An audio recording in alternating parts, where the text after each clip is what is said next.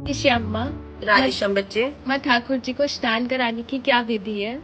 Very interesting question. सबसे पहली बात जो बहुत ध्यान रखने की और बहुत लोग इसमें मिस्टेक करते हैं वो ये है कि ठाकुर जी को कभी भी गंगा जल से स्नान नहीं कराना है। गंगा जी का उत्स जो है वो ठाकुर जी के श्री चरणों से हुआ है, और इसलिए आप जब ठाकुर जी को स्नान कराते हैं तो उनके सर पे गंगा जल नहीं डालते।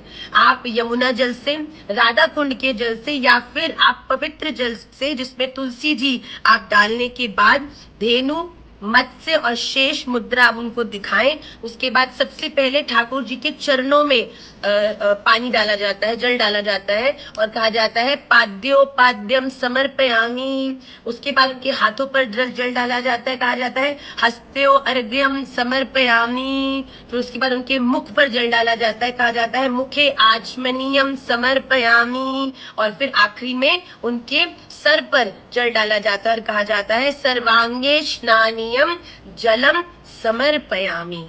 इस प्रकार आप ठाकुर जी को पहले चरणों में, फिर उनके हस्तकमल में, फिर उनके मुखारविंद पे और फिर उनके शीश पर जल को डालकर ठाकुर जी को स्नान कराएं। उसके बाद एक पवित्र कपड़े से उन्हें पोंछे और फिर इत्र सेवा करें। श्री राधा रमन लाल की जय।